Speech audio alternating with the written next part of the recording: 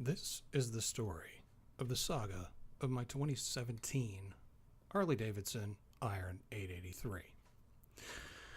I purchased this bike in about July of 2017, brand new with 1 mile on it, and proceeded to ride it a little bit and enjoy it while I had the 30-day tag on it. And at the end of 30 days, I went to register my vehicle like a normal person would. So I go to the DMV, and the dealership had sent me incorrect information. They'd sent me a copy of the title, and my DMV requires the original, so I couldn't register or have the bike inspected because I didn't have a title. And the dealership then told me to contact my finance company to get the original, because they had sent it to the finance company by mistake. This ensued a 2-year-long battle of me going back and forth between the dealership and the finance company with no idea what had happened and no idea how to fix it. So for 2 years, I paid on a bike because I did finance it, and I couldn't ride it.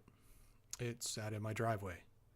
And what ended up happening was the dealership never collected taxes for the vehicle when it was purchased new.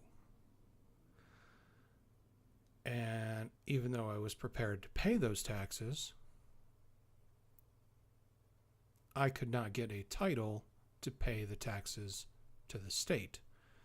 The finance company would not release the title until the taxes were paid, and the taxes couldn't be paid until I had the title.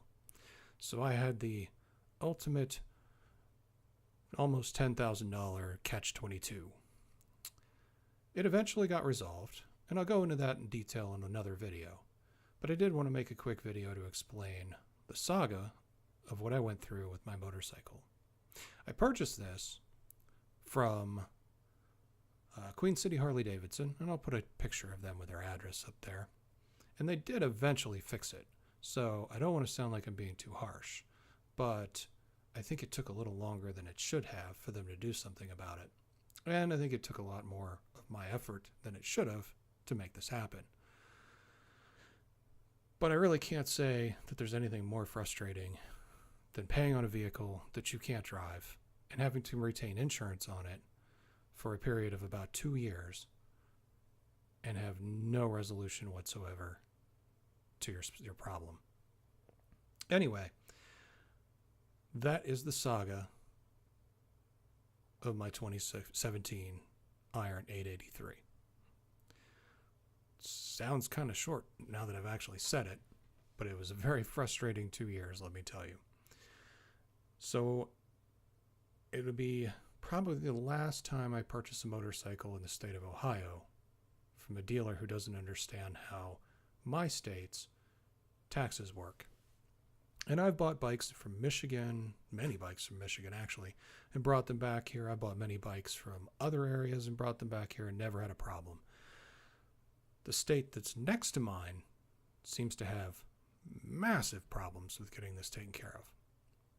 But I don't want to go on a complete rant, but I did want to explain what happened to the motorcycle and why I no longer have it.